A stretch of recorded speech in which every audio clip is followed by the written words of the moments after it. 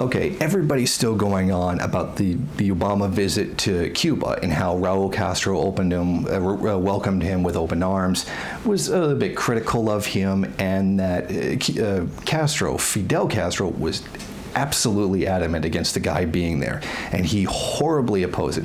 Now it appears that there is a schism between different factions within the Cuban government. There is a portion of them who've put out publicly signs saying that they don't want an alliance with the United States because they know it's going to cause the end of socialism there. In fact, I would argue that socialism is already over there due to a lot of the reforms, particularly market reforms that they've made in the country. But there is a large schism within the party itself that says, no, we don't want to do this. Another one that says, yes, we need to do this. Now, I was of the opinion that it was just straight up the whole government was taking the imperialists right in, which they pretty much are. Even now, Google has a store within Cuba at this very moment, which is selling goods, which is pretty scary, because if you can trust anybody, it's Google, of course.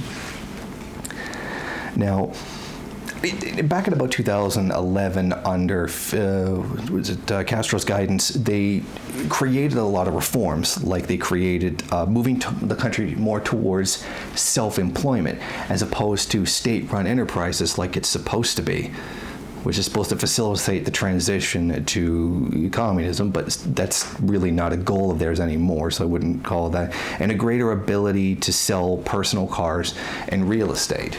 Now, the real estate one is the most significant of all. I mean, you're talking about property, private property, socialism, private property, pick one. That's really not right. I mean, there's other things too, like the loosening of market reforms, allowing the market to determine value of commodities, which is not right. It's not supposed to be a mechanism by determining the distribution of value in an economy. That in socialism, it's not supposed to be that. In capitalism, it would. So there's really a lot of things wrong with their economy. A lot of the positions, they're taking that aren't right. But people are pointing out how they said they're not going to relax their support for,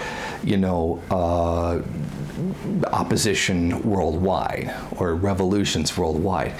But what do we mean by supporting revolutions? We mean saying, okay, yeah, we're cool, we like you, keep doing what you're doing. Or do you mean like sending guns and cash to people to fight? Because I'm going to guess the latter is not going to be done. Because a lot of these are really vague terms of what do you really mean when you say this, because that could mean anything. What I think definitely what we're facing right now is a schism within the Communist Party itself.